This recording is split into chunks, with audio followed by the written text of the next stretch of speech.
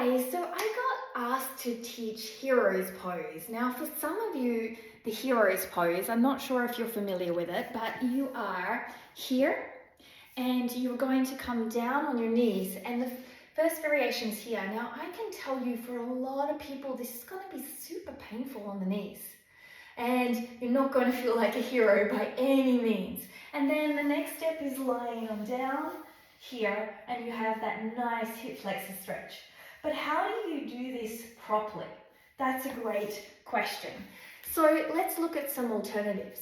If you're having knee challenge and maybe you can do it on one side, then what you can do to take the pressure off is to bring one leg forward and come down either here or stay here. And from there, to take the ankle out of your knee, you can tuck your pelvis bone under, push it up, and then you have less intensity on the knee. You have even more stronger push into the hip flexor, and you're activating your glute. So I'm really tucking my pelvis into an anterior pelvis tilt, pulling my spine down, and you can open your chest. And there is a beautiful Hero's Pose on one side that takes the pressure off the knee. Now, if you have the ability to do full Hero's Pose, you can lie down. And the first thing I would suggest is to lie down here. And if you have that, you can lie down or again, sit up. And it's going to be the same philosophy. You're going to pull that pelvis bone forward, pull the belly button in and push up. Now you can stay here or on your elbows if you have more depth, or you can lie down. But you're actually pushing away from the ground to create that active stretch here.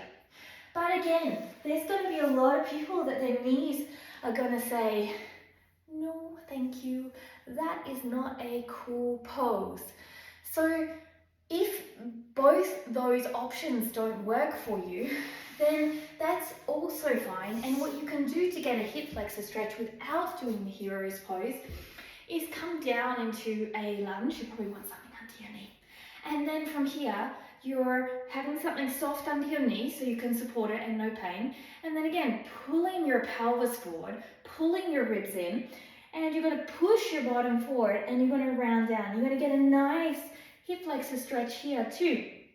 And if you want the back bend, what you can do is you can put two blocks behind you, keep that glute active, push in and hold here. And you still have a nice active back bend like you would in Hero's Pose and a nice hip flexor without damaging your knee. So I hope this helped to help you to do Hero's Pose. The most important thing is to remember that you actually need to use your glute. So you're going to tuck under, pull your pelvis bone forward and pull your belly button in to create an active stretch. And if I do that, I'm also feeling it here in my leg already. So no matter what pose you do, the more active you have it, the more benefits you're going to have and the more sound the pose is going to feel. So I hope this helped you. Thank you for the request of Hero's Pose. See you soon. Namaste.